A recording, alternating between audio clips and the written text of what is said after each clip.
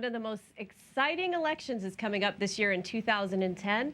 And today we have two of the candidates who are crazy enough to put their hat in for lieutenant governor. Two of the Republican candidates.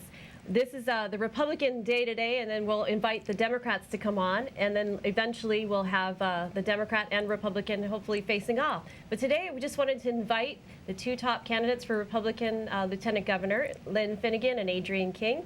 And they're going to talk to us a little bit about why they decided to run for lieutenant governor and what about this race is so exciting and what about politics in Hawaii. We're going to get it from two of the experts today. Thank you for joining us. I'm Malia Zimmerman, and this is News Behind the News. Welcome to the show. Thank you very much for having me. Thank you. So, Adrienne, you want to go first? Who is Adrienne King? Well, Adrienne King was born in Detroit, Michigan, and I went to college and law school there, and I came to Hawaii in 1972. Actually, I got invited by a group called Life of the Land, which was little known back then, to be an intern in there doing environmental work. And I thought, you know, spread my wings, try something different. So I came to Hawaii, and I met my husband, Sam King Jr., and then took the bar exam, passed, and started working in the prosecutor's office. And I was one of the first women that worked in the office and the first one to try a murder case. Which I won, of course. I got convicted. I worked there for about 3 years. Then I worked in the city attorney's office doing a lot of police defense. Went into private practice, and while I was at the city, I had my two sons, Christopher, who's now 33, working as a computer programmer in San Francisco, and my younger son, Sam, my intrepid world traveler, who's just gotten to UH Law School. And then I was, Frank Fossey appointed me to the Zoning Board of Appeals, and while I was on there, I was asked to come back to head the Trials Division and actually take Duke Iona's place. He was heading to become a family court judge, and so I took his place as head of the Trials Division, the first woman to do so. And I was there for about 3 years, and then I went out into private practice where I've been with my husband for the last, my husband of what, 35 years, for the last 25 or something years as King and King, focusing on criminal defense and a lot of family law. I do a lot of family law cases. And during that whole time, I was still active in the community, Ki'iwi Action Council, raising money for Native Hawaiian Legal Corporation, you know, my son's school. So you've been very busy, and now busy. This is now like time to step up up things a little bit, huh? Step up, right. Lynn, how about you? Thanks, Malia, and thanks to your viewers for tuning in. I'm Lynn Finnegan. I've been in the legislature for the past 8 years, 4 terms, and also been the Republican leader in the State House for the last 5. I'm a mom and I'm a wife. My husband, Peter Finnegan, is also is a captain in the fire department, and my 2 beautiful, wonderful kids have Pi'ikea, 15, and my son, 11, and he attends Voyager Charter School, and my daughter used to attend Voyager Public Charter School. Let me see. Prior to that, I was with the mortgage industry, and then just one day, out of the blue, you know, getting involved in the Hawaii Republican Party. We did all kinds of volunteer activities with the party, and we started our own group called REACH, or Republicans Empowering All Citizens in Hawaii. And through that movement, and eventually being asked by the governor to run for the House District 32 representative, is where my, I guess, political career began. I've been a strong advocate for public charter schools and education in general, and also a no taxes type of legislator, as well as, you know, our economy and jobs, which I believe is the #1 issue for Hawaii's people right now.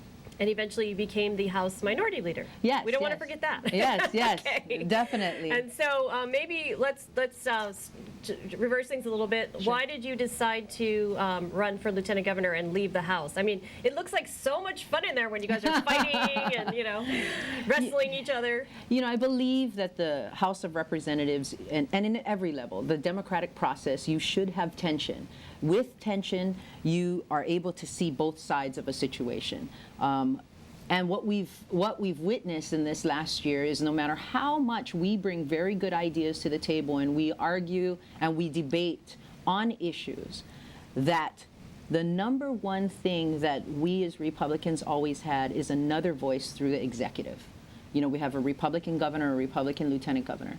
And knowing how crucial it is and watching this past session, it just really, in my gut, I just felt like this is the next step is to make sure that we have balance in Hawaii, and we can have balance through working on the legislative races, but as well working on retaining the executive seat. So just to give a little, I guess, perspective to the viewers, the legislature only has 8 Republicans, right, out of Correct. 76 lawmakers. Correct. And you're one of 6. I am one of 6 on the state house. Right, right. In the Okay. state house. So when you're running for lieutenant governor, right now the governor is a Republican, then lieutenant governor is a Republican, but when you're running, you're talking about running against a long-standing Democrat machine Yes. that's had a power for 50 years or more in Hawaii.